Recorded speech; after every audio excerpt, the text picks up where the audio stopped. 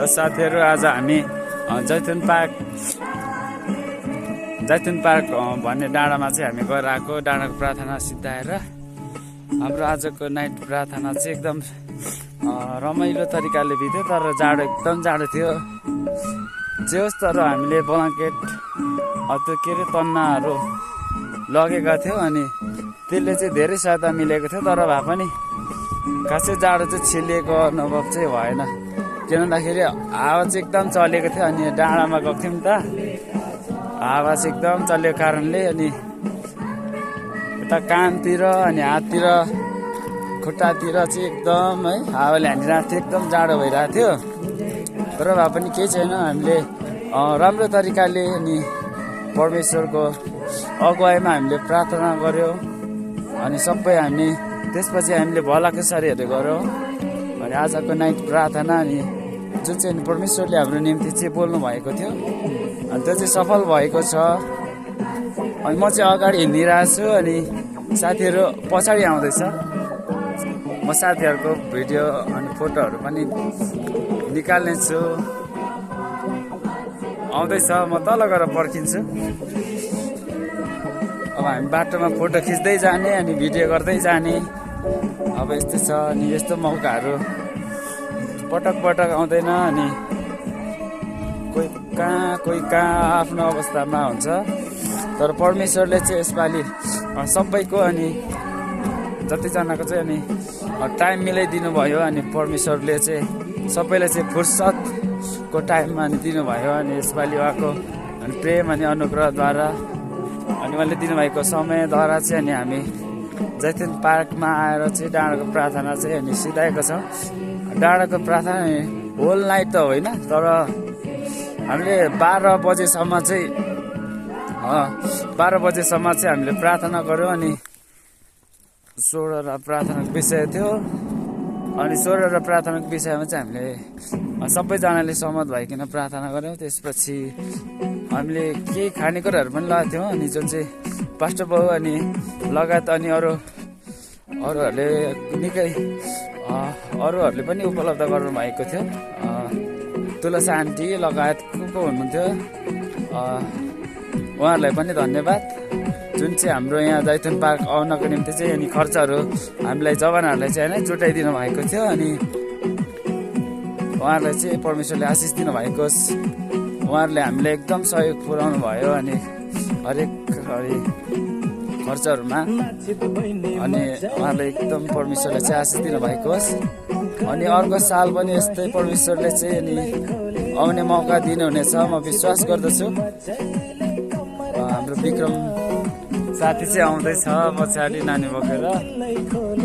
अनि आज चाहिँ हामी डाँडा बजार झार्दैछौँ बिहानै। आज ठ्याक्क 1 गते होइन, आज 1 गते नि। आज माघे सङ्क्रान्ति पनि हो। आज प्रत्येकको घरमा चाहिँ तरुल पाक्छ आज चाहिँ। अनि हाम्रो साथीहरू चाहिँ आउँदैछ पछाडि कतादेखि। म चाहिँ निकै अगाडि छु नि त, त्यही भएर अनि म तपाईँहरू डाँडा बजार पनि देखाउँछु है। डाँडा बजार आज राति अलि चिसो लाग्यो।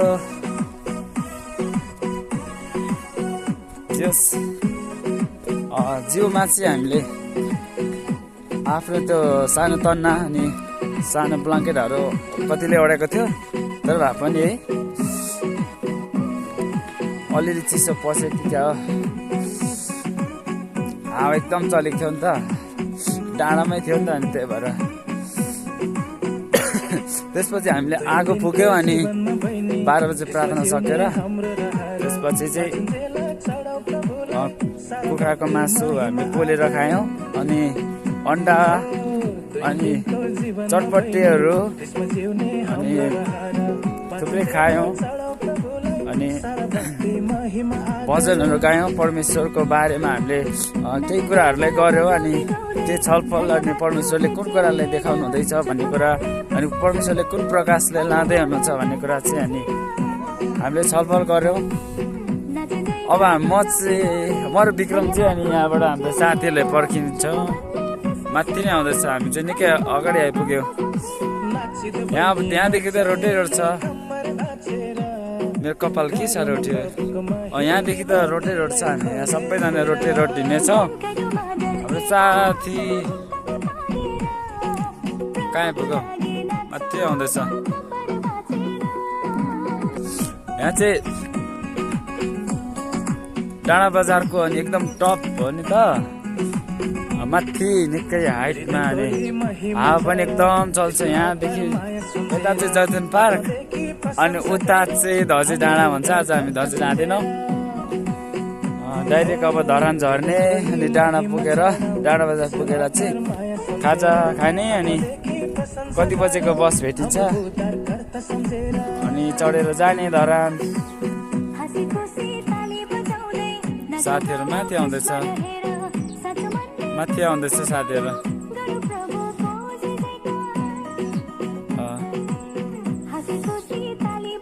परमेश्वरले हामी जवानहरूलाई एक्टिभ बनाउनु भएको छ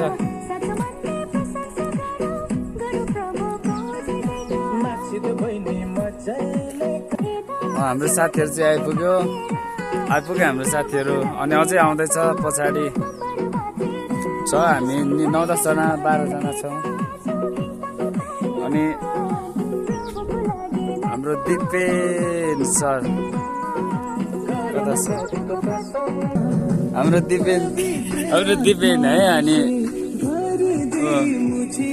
जयमसी अनि कस्तो भयो आजको नाइट प्रार्थना होल नाइट त होइन हाफ नाइट भनौँ है अब कस्तो भयो राम्रो भयो धेरै आशिषित भयो अनि परमेश्वरले केही कुराले अनि प्रकाशमा ल्याउनु भयो है आज हामीले बस्ती गरेर हामी कुरा गर्दै कुराहरूलाई हामीले सिक्न पायौँ आगामी दिनहरूमा परमेश्वरले अझै प्रकाशको कुराहरू देखाउनुहुन्छ पक्का है हामी त्यसमा विश्वास नेता छ नि त गड ब्लेस यु अनि हाम्रो राम्रा साथीहरू चाहिँ मेरो पछाडि छ अरे आज होइन आज कतिको कक्रियो के भयो सुनाउनु पर्यो यस्तो बजेछ सुन्दैन नि त सुन्छ मजाले हामी चाहिँ हिजो डाँडाको प्रार्थनामा आएको थियौँ जैतुन पार्कमा हाम्रो महिनौको प्रार्थना प्रभुले सुन्नु भयो अनि हामीलाई ल्याउनु भयो एकदमै राम्रो थियो खानेकुराहरू बेडहरू अनि सबै कुरा राम्रो थियो खानेकुरा भन्दा पनि परमेश्वरको वचन चाहिँ मिठो थियो होइन परमेश्वरको वचन मिठो थियो परमेश्वरको उपस्थिति प्रार्थना सब राम्रो थियो सब मिठो थियो सबै मिठो थियो ठाउँ पनि राम्रो थियो कतिको जाडो भयो जाडो आज बिहान चाहिँ मलाई हात धुँदाखेरि चाहिँ लास्टै जाडो भयो रुन मात्रै सकेन अनि अरू त ठिकै छ अहिले घाम लागिरहेछ त्यही त अहिले चाहिँ अब गर्मी हुन्छ होला सायद घाम लागिरहेछ अनि के भन्नु र अब शाम चाहिँ शीत परिरहेको थियो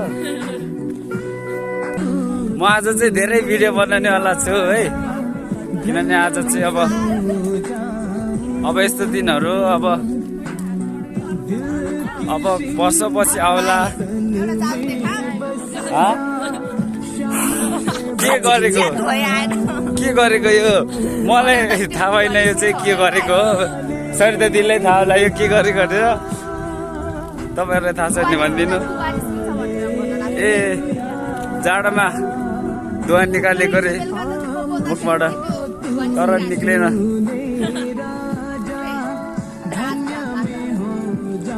मेरो राम्रा साथीहरू आउँदैछ है धेरै छ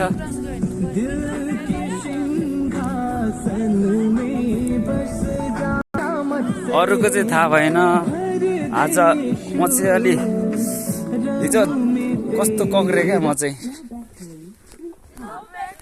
ला यो उपरले पनि सात छोड्ला जस्तो भयो लो ब्याट्री भन्छ हिजो राति चार्ज गर्न पनि पाइएन के गर्ने होला थुप्रै बजाएर हिँड्ने त मन थियो तर नि केही छैन एउटा अचम्मको कुरा क्या कस्तो घाम त लागिरहेछ है तर घाम उता चाहिँ लागिरहेछ तर नि हात कक्रिरहेछ है एकदम हाम्रो डाँडा बजार यो चाहिँ मेरो बहिनी अनि यो चाहिँ क्रिसा हाम्रो क्रिसा है गिटार दामी बजाउँछ उसले चाहिँ छाया छ हामीले पनि गाइदिउँ न तर स्वर त राम्रो छैन यसो द गर्दै भयो भने ल अहिले गर्दा त ठिकै छ सुन्दाखेरि के ल सुरु गर त त्यस्तै तिमीलाई क्रिसको माया छ जस्तो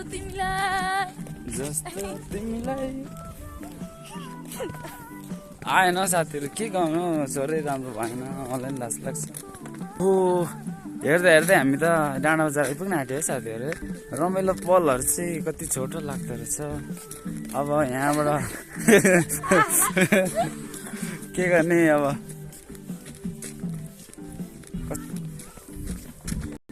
तर नि केही छैन अझै हिँड्नु पर्ने अझै हजारौँ पहिला छ ऊ पर टक गर्दै गफर्ने हिँड्ने हो होइन केही छैन हामी मेन रोडमा चाहिँ आइपुग्यौँ मेन रोडमा चाहिँ आइपुग्यौँ